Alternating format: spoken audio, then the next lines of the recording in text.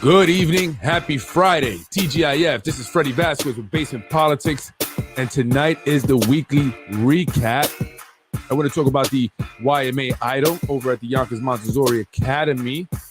Also, I want to talk about Native Sage's conversation with the Yonkers Tribune on the radio show. And a few other things here. Mental Health Awareness Month. Yeah, and some other stuff. Let's talk. Good evening, folks. I am Freddie Vasquez. This is Basement Politics Unfiltered. Happy Friday, TGIF. Hello, Yonkers. Yonkers. How you doing, everyone?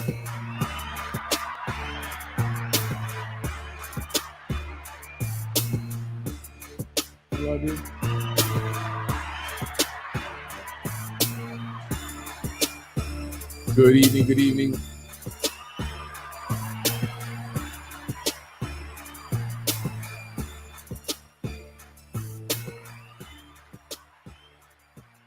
Good evening, folks. How you doing today? It's Friday. It's a good day. It was pretty good. Then it started to rain. Then the sun came out. Then it rained some more. But it was an exciting day today because the YMA, the Yonkers Montessori Academy, had their first annual YMA talent show. And I stopped by today. It started at 6 o'clock.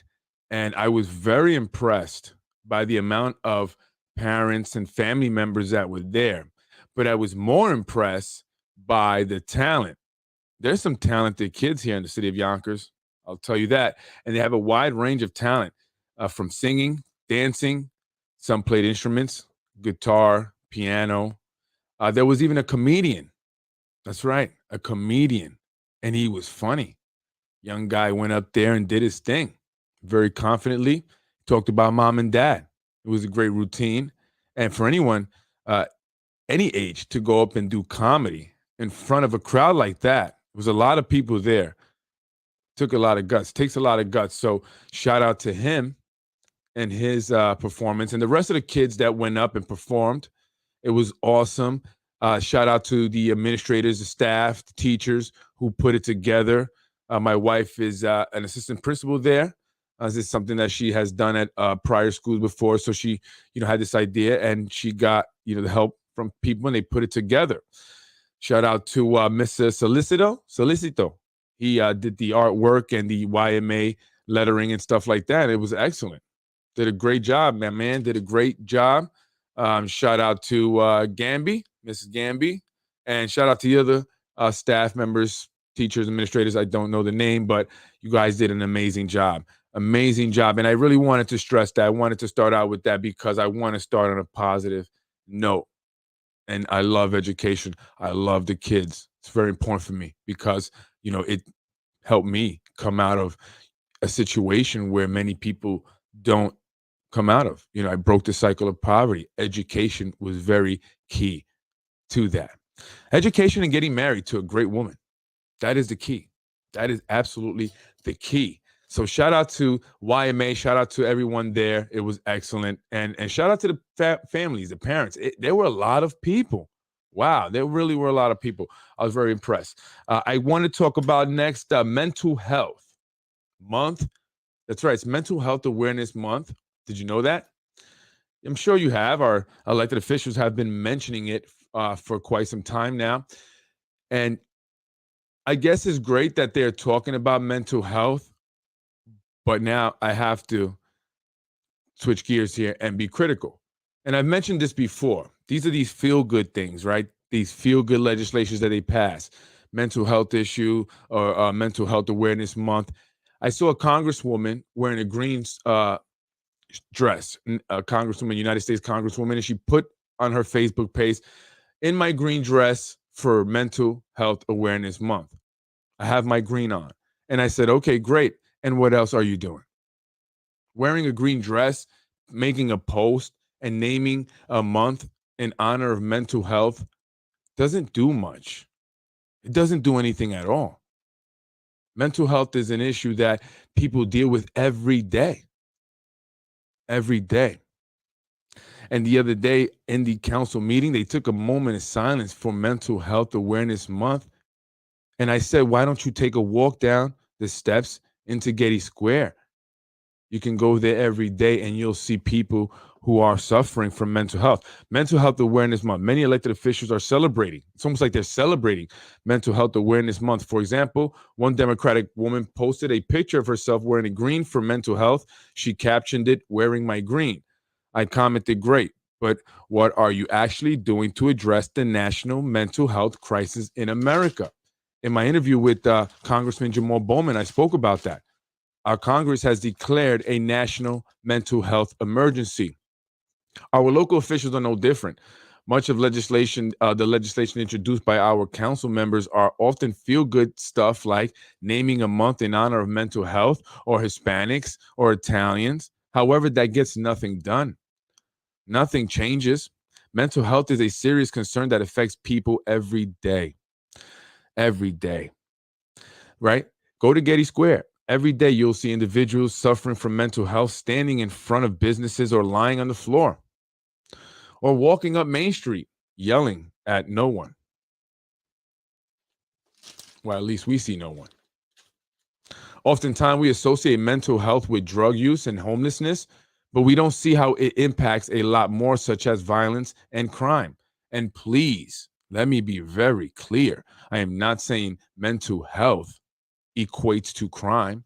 Not saying that if you have a mental health disorder, or if you're suffering from mental health, that you are a criminal or you're going to be a criminal. I'm not saying that. But what I'm saying is that crime, many times we can see that there may be some mental health that may be indirectly impacting that decision made by the individual who committed the crime, right? Oftentimes, individuals committing crimes are suffering from some form of mental health. While it may not be directly the cause of someone's criminal behavior, but it may play a role. It may play a role. For example, individuals suffering from mental health and or trauma can be more aggressive at times or have unresolved anger. And that's because they have not had time to deal with it or have seen a therapist. I know, right? I grew up in an environment that, filled me with lots of trauma. I've seen a lot of things growing up that kids should not see.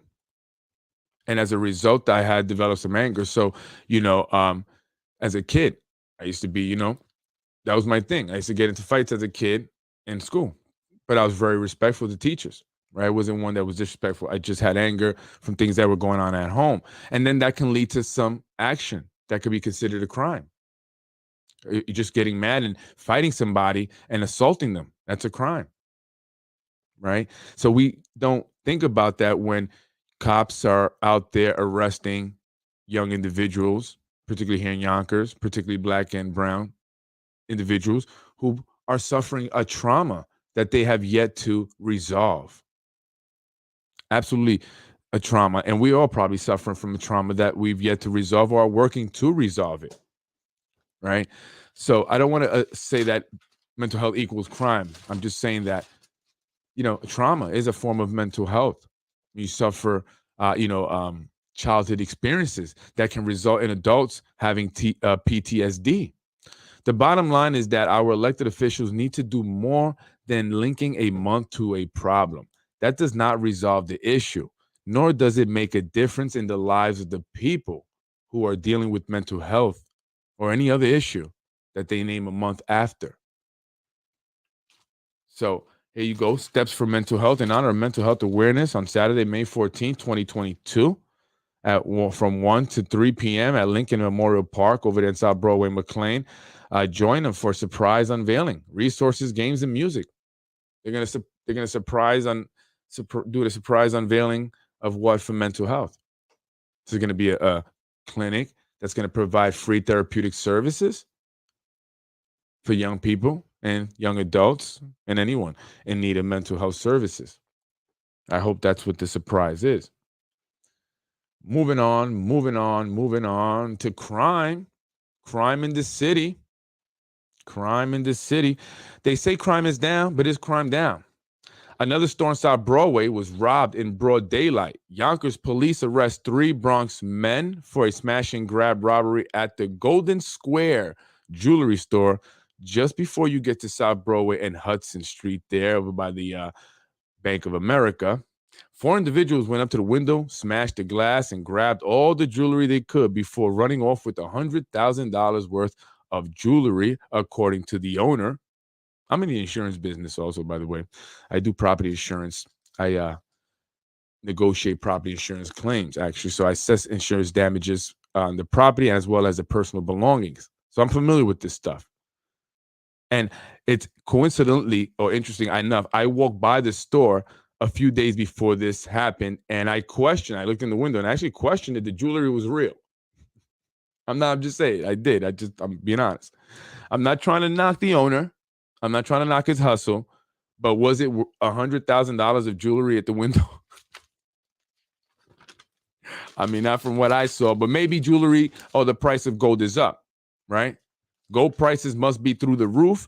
I don't buy much gold. I don't know. However, I know that Rolex watches have doubled, and tripled. I was like, wow, when I saw the prices on them. Prices are up on goods across the country, but when it comes to crime in Yonkers, some of our elected officials say it's down. However, it doesn't appear that crime is down. It was only less than 7 days ago a man pulled out a gun on a group of teens. And now the latest headlines, what does it say there? Yonkers arrests 3 Bronx men for brazen jewelry store smash and grab. Unfortunately, this isn't a new problem on South Broadway, as stores have been robbed along the South Broadway corridor for quite some time. They've been getting robbed quite some time. Many stores have been hiring off-duty cops to protect their merchandise. The Rite Aid over there on South Broadway, had a team of loss prevention guys come into Yonkers from corporate, right, to assess what's been going on. And the individual that was leading the team said he never seen it so bad. This is the loss prevention for Rite Aid. So is crime down? Or are we being lied to? Right? Is crime down? Are we being lied to? Is it being kept quiet? And why would it be kept quiet if it's up? Well, those who have interest in seeing people from the boroughs, places like Brooklyn and Manhattan, who are looking to leave New York City, want to make sure that they don't, Yonkers doesn't appear to be a place with high crime, because people looking to move out of New York City are looking at Yonkers. Many have been looking to move in Westchester. And if they see that crime rate is high here in Yonkers, they will now want to move to Yonkers, right? And that's bad for the developers. But we must have clear transparency. Now we have a new police commissioner in Christopher Sapienza.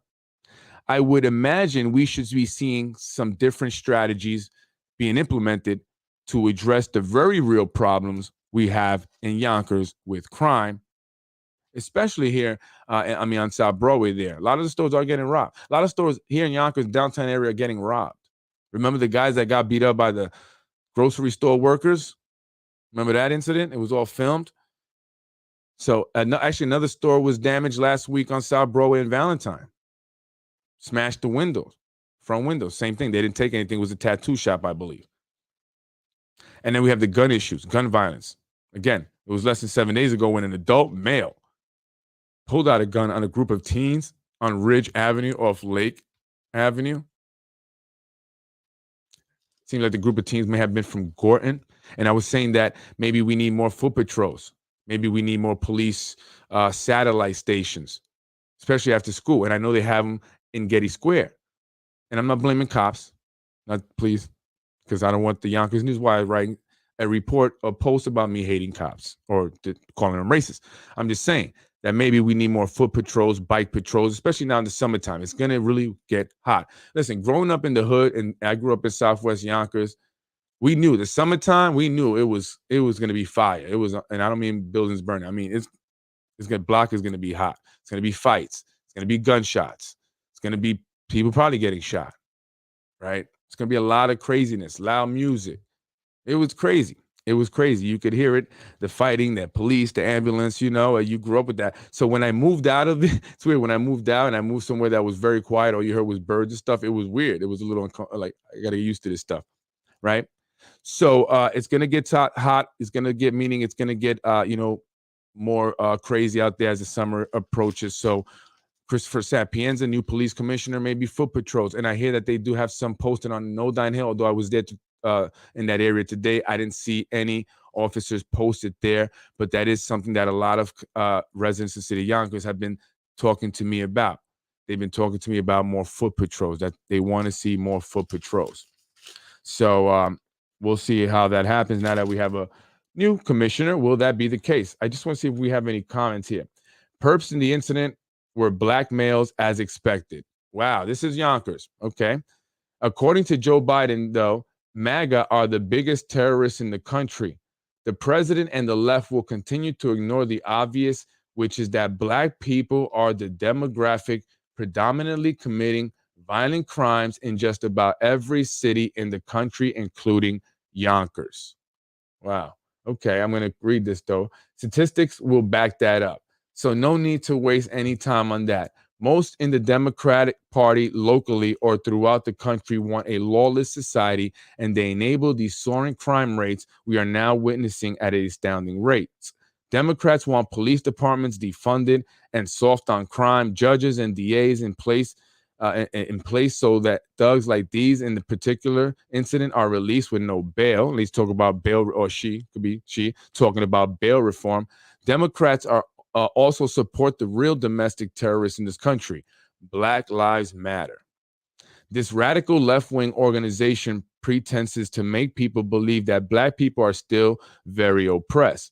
Oppression is not wearing $200 sneakers when the only job you've ever had is selling drugs. Wow. And I'm reading this because this is someone from Yonkers, obviously. Oppression is not having a smartphone with a data plan which you receive no bill for. Oppression is not living in public subsidized housing where you do not have a utility bill. Oppression is not having free health insurance and blah, blah, free this, that, and the third. Oppression, oppression is not having the ability to go march against and peacefully protest against anything that triggers you without worrying about calling out work and the consequences that accompany such acts. By the way, a lot of people are protesting who I wrote this have been white people at these protests. They calling out. Oppression is not having as many children as you want, regardless of your employment status, and be able to send them off to daycare or school. So the reason why I read that is because that's somebody obviously that's here in the city of Yonkers. And if someone can write this long thing, basically this racist rant, right, stereotyping black Americans, blacks here in the city of Yonkers, then and what comes to my mind is that there are a lot more people who think that like this here in the city of Yonkers. There are a lot of people who think like this here in the city of Yonkers. And in a city that is, majority minority, if you combine the minority, black Americans, Hispanics and other minority groups, we're the majority together. It's sad that we see this. And I've been talking about in my podcast how we need to become united and stop this nonsense. This is nonsense. This is just hate. This is just someone who wants to blame and point fingers rather than provide a solution. Right. And this is a complex issue when you talk about oppression and racism and systematic oppression and systematic racism. That's so deep and it just can't be fixed, in a matter of days or weeks or whatever. But I also am someone that preaches, getting out there and doing what you need to do to make it happen and not relying on someone giving you a handout. I've been saying this in regards to our elected officials who are constantly giving free food out, and they want that to appear to be like they're doing everything for people. They're doing so much for the Black and Latino community. Look how people feel. And this is exactly why, I get upset and offended when I see things that Tasha, Majority Leader, does, when she says how she dresses, because this is what people think of us. And I say us because I consider myself black. I do. But I say us in terms of people, human beings. And this is just just goes to show that there's still people who have not, it's 2022, who have not evolved out of this mentality. Right. And like I said, we oftentimes have to work harder, I should say. And I had to have done that. I've had to work harder to prove that I was just as good as maybe my white counterpart. But I didn't get mad at white people. I don't get mad at an entire race over that. I get mad at an individual who may be looking at me like less than other races for whatever reason, because that's that specific individual's ignorance. But we have to come together, right? It's together that we can really overcome stuff like this and change the perception and mentality of certain individuals. It has to be together. We are all being impacted, right, by some of the things that are going on here in the city, by some of the things that our elected officials are doing, and we all want the same thing. It doesn't matter what color you are. We all want, a good quality of life, a good housing situation, a good job, good schools for our kids, healthcare, safe neighborhoods. Doesn't matter if you're black, white, or brown. There's a lot of people, the majority of people that are impoverished or in poor communities, they want that stuff. They're not out there committing crimes, right? I mean, yeah, I knew some criminals growing up in the hood, but not the majority of people I knew. The majority of people I knew were not criminals, right? And I'm sure that there's criminals in good neighborhoods too, right? That do different type of crime. And if we looked at our elected officials, some of them may be criminals. I'm just saying they could be, and they're not living in the hood, right? So this is sad. Is the mentality of some people still here in the city of Yonkers? It's unfortunate, but you can't stereotype whoever wrote this. You're being ignorant. Not all black people are like this. My wife actually never wore $200 sneakers, and she never wanted $200 sneakers at all. My wife was very modest when it comes to, still is. She's black. She prefers to do things like the YMA idol. That's what she loves. That's her passion. And there are a lot of other black Americans like her, white Americans that are great, Hispanic Americans that are great. And so we have to come together to stand against this stuff. But sometimes I understand what he's saying, though, with the phone, right? And I'm just being honest. Like, I see people who are homeless with cell phones.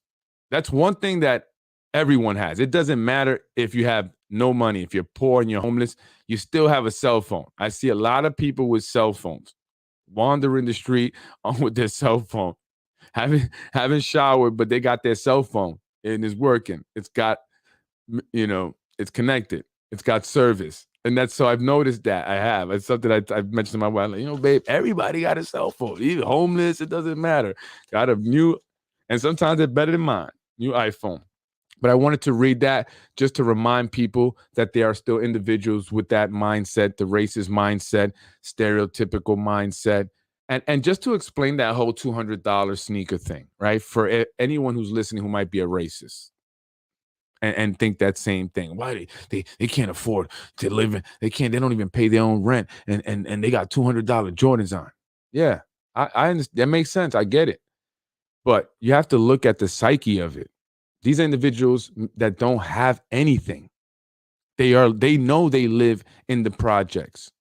I knew I was poor. You know what I'm saying? I knew we had roaches and rats. Right? I knew I was poor. And so that developed an inferiority complex. And this is what I'm talking about when I mentioned some of the trauma growing up in the hood that you may, develop. You develop an inferiority complex. You're not good enough. You lack confidence. Your family doesn't have a car. You have to take the bus to grocery store. So what they do is, what we did, and I say they because I say people in the hood, and I'm talking about me too. What we would do is we would wear expensive clothing we to make us feel better. To at least say, okay, look at me. I'm a little fly. I'm kind of fresh, right? I have, I don't know, some name brand shirt on and Jordans. And it was very big. And that's why growing up, if you stepped on somebody's Jordans, that was a fight. Literally, people beat each other up for that. People used to go around stealing the sneakers back in the day, the Jordans. And again, so that goes back to just the psyche of just not feeling good enough and needing to mask, the insecurities that we have growing up poor. And especially when you go to school and you go to school with other people who may have more money, than you. It's embarrassing, and you want to try to not stand out and not say, hey, look at me, I'm poor, right? Because that's really what it is. Got to wear the Gucci belt, got to have the Jordans on, True Religion jeans, but I'm living with my mom. but at least I'm fly, I'm fresh. That it's a psychological thing. It's to psych you out. Really you're not fresh. It's better to have, a pair of $30 sneakers and have your own place and have a car, right? To get you to work. So that's the. I just want to explain that's the psyche of it. So for any ignorant racists who said, "Oh, they don't got a job, but they want to wear $200 sneakers," but that's why. They're poor. We're poor. We want to mask it. We want to not look poor. We don't want to look poor. We know we poor. We don't want to look poor though, right? So it's a psychological thing, for that matter. So I just want to kind of explain that because I would do that. I'm not into that stuff like no more, but I was one of those kids. I would have expensive sneakers, and my mother's a single mom, right? She couldn't afford it. She was getting assistance, but my mom knew that I wanted them bad because really she wouldn't have bought them if I didn't want them so bad. It's not like my mom, because you do have some parents that will buy their kids these even though the kids don't want them. You have their babies wearing Jordans because again, it's the psyche. They gotta, they might be walking and pushing a stroller, but their kid look flea. Kid gets on flea. I saw this parents with the kid had the whole Gucci outfit not too long ago. And I'm just like, and then they got into an Uber, right? So it's a psychological thing. It's an insecurity thing. I used to do that too. And it was really bad when I moved out of New York and I moved to Oklahoma, where I moved to the richest part of the place that I lived at. The south side of town was where all the rich kids lived. And everybody got a car at 16, except for me. My wife had to drive me around. It's kind of why, when I got a nice car, I said, I'm gonna get you this car. I paid her back. But, that was a big insecurity for me, right? I couldn't pick up my girl and take her on a date because I didn't have a car. Everybody else did. And you couldn't take buses out there. It's not like Yonkers. You can get away with it.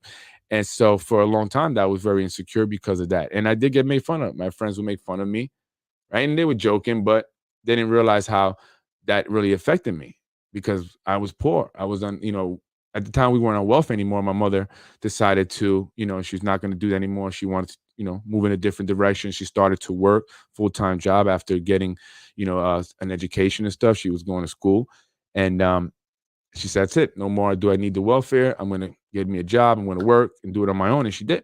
And she eventually bought herself a home in a gated community, and she's doing well.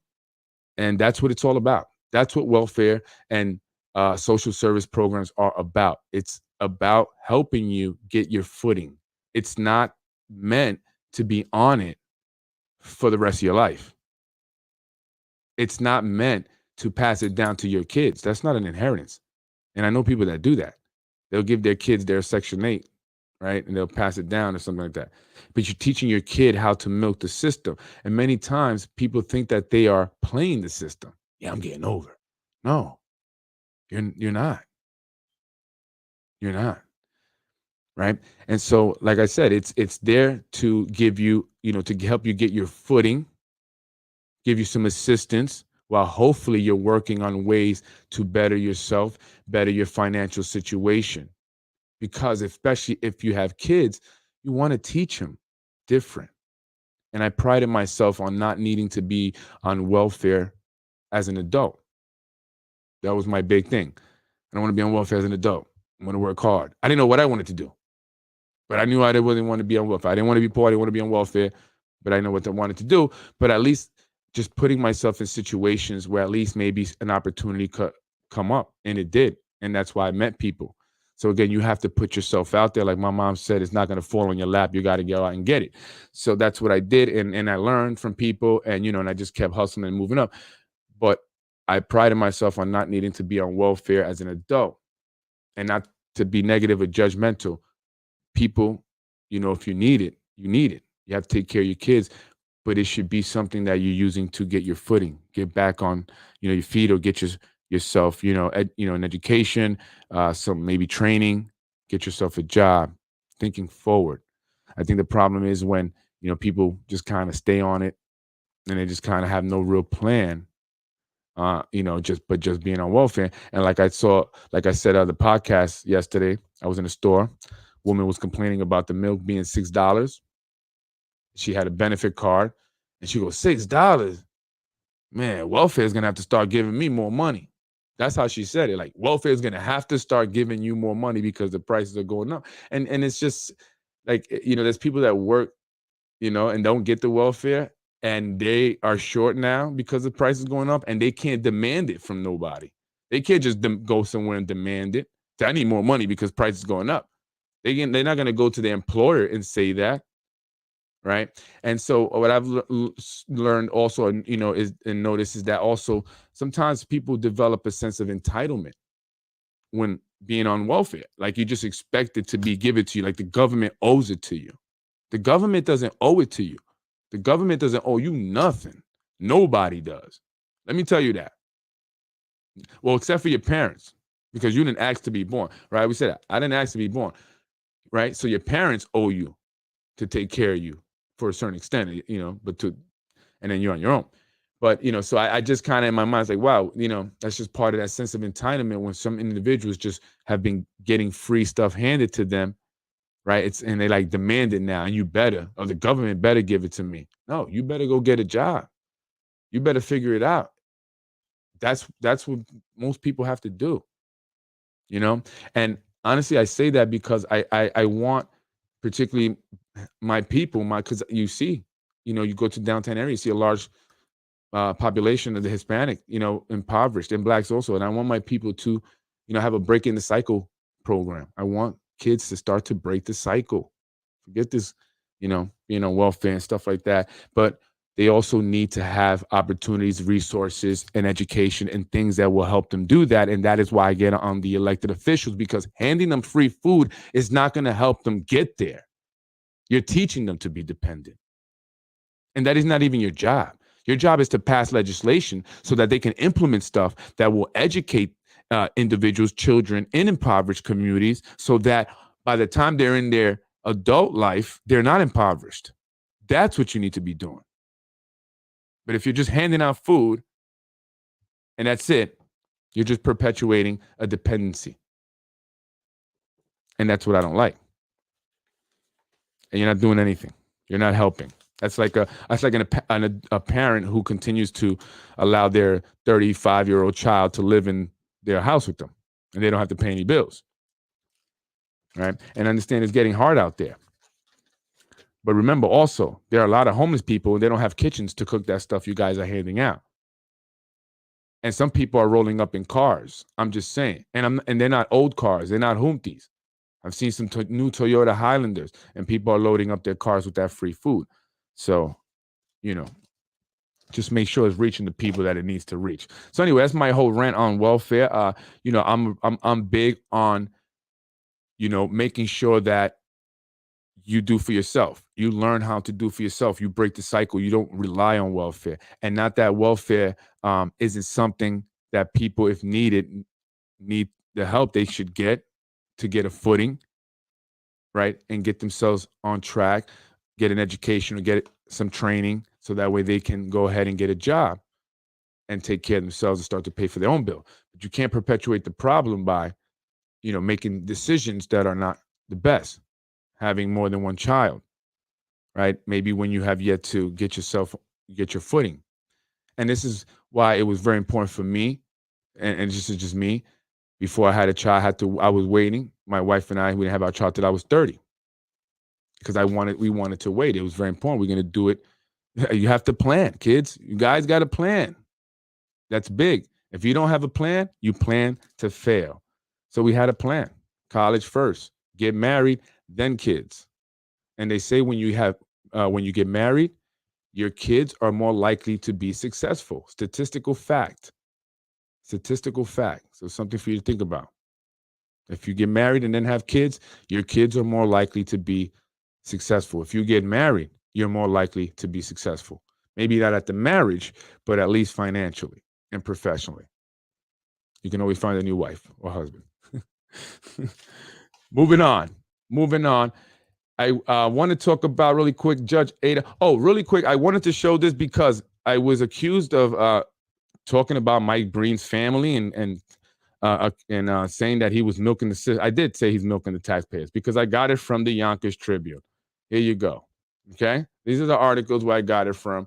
So it's not just me wanting to attack Mike Breen. No, this is what it said. Yonkers Tribune. Anyway, meet Judge Ada Medina. Judge Ada Medina is someone that I've spoken about in several podcasts because there was an interesting circumstances or situation surrounding her appointment. And I just want to recap that.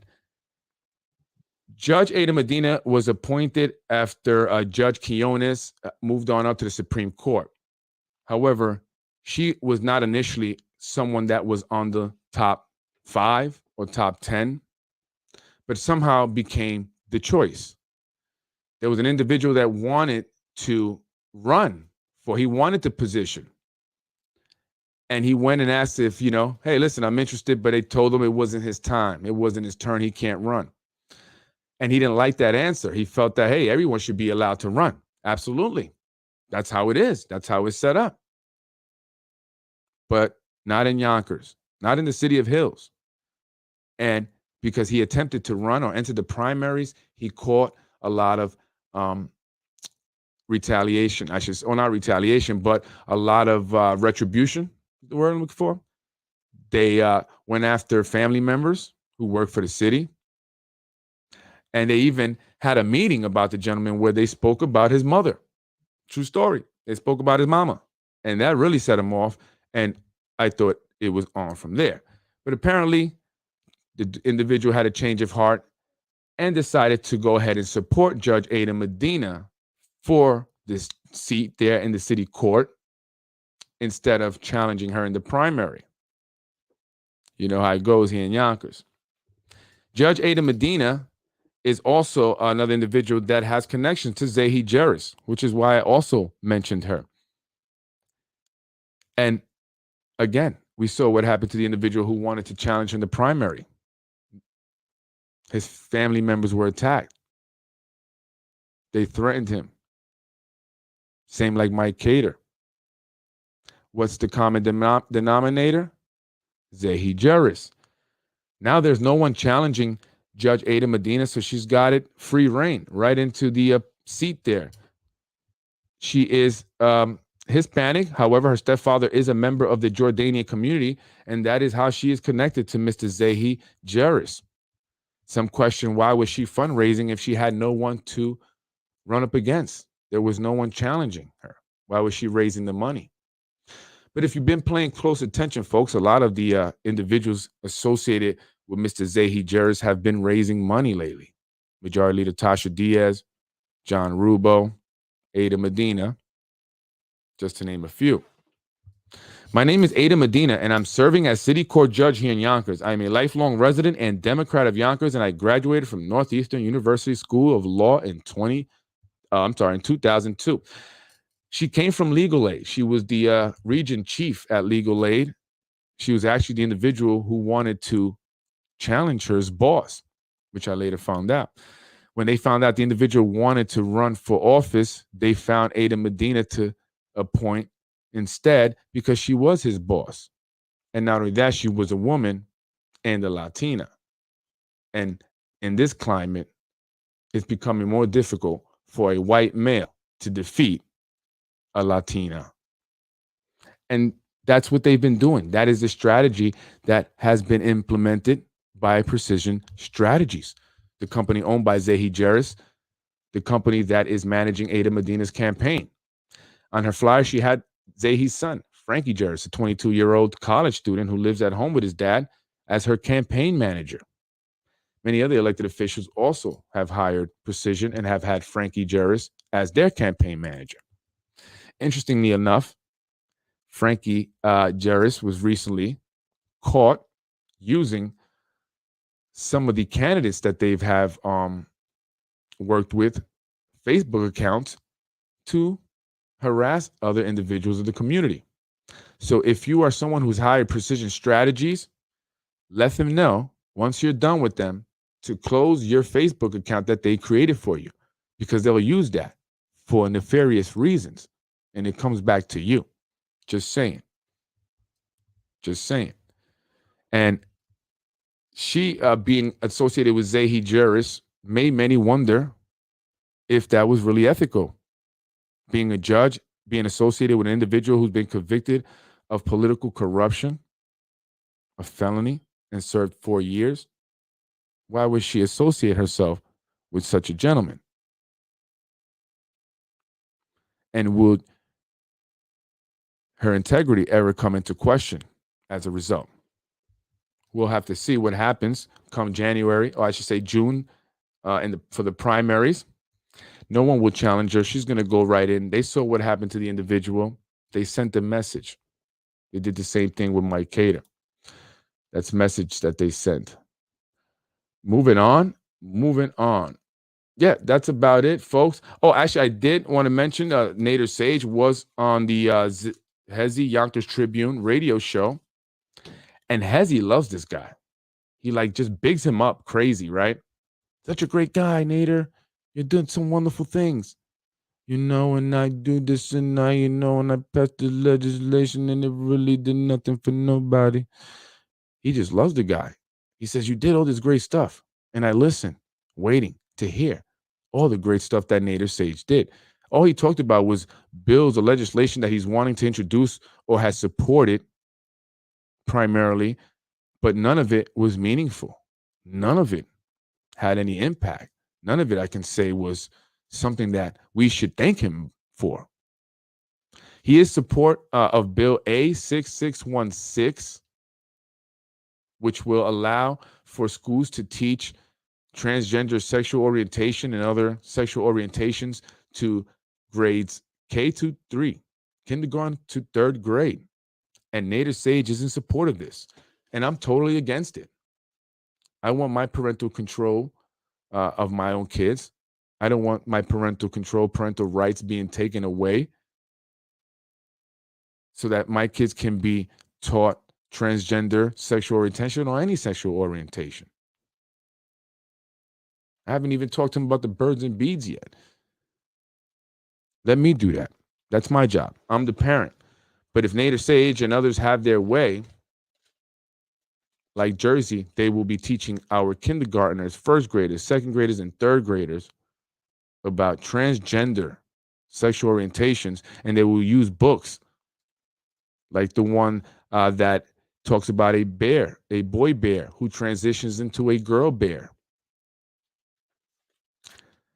Recently, a teacher was came under fire from parents because she read a transgender book in, I think it was kindergarten. She didn't notify the parents, and many of the kids came home confused, some crying, some scared that they were going to turn into the opposite sex, because at that age, they don't get it. They don't get it, Nader. They don't get it. But that's what they want to do. And if Nader Sage has his way, that's what will happen. Hezi didn't say much to him. He didn't say much about what he did. They just shot the breeze. A bunch of fluff. Hezi Yonkers Tribune. He is also another Zehi tool. And that is why he gives Nader so much praises. Never say anything bad about Nader, John Rubo, Ada Medina, Lakeisha Collins Bellamy, or Shanae Williams. Notice that. Never, because he is a paid Zehi tool. Anyway, folks, I'm Freddie Vasquez. That's my Basement Politics episode for tonight. Corazon.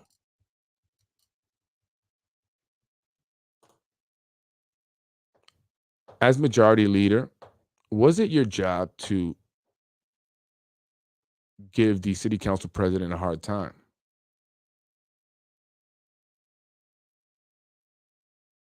How does it feel now? I see they're giving you a hard time. Doesn't seem like things are going so well. They used you for what they wanted you for now. It seems like they don't need you anymore. You thought you were going to be the mayor? My little message to you, Corazon.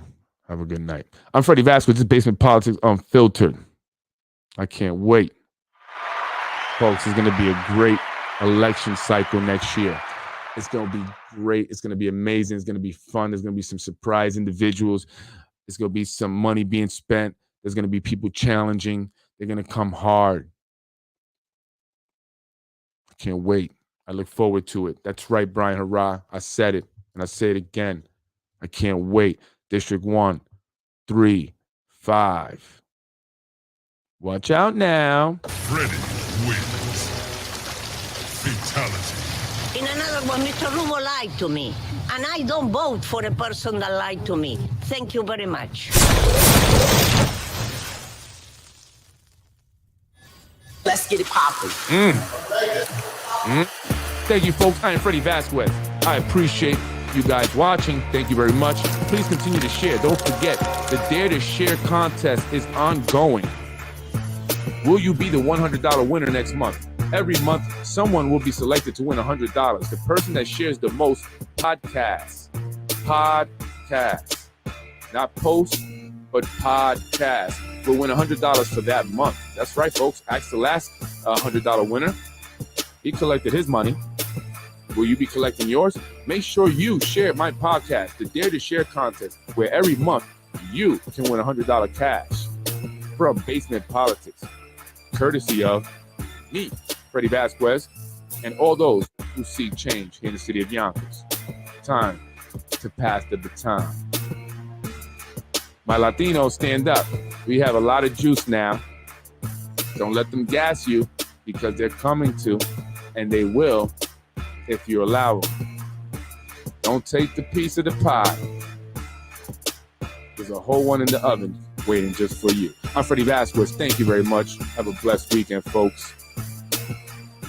Freddy wins. Fatality. Freddy wins. Fatality. You're watching Basement Politics with my dad, Freddy Vasquez. You're watching Basement Politics with my dad, Freddy Vasquez. Let's get it popping. Freddy wins. Fatality.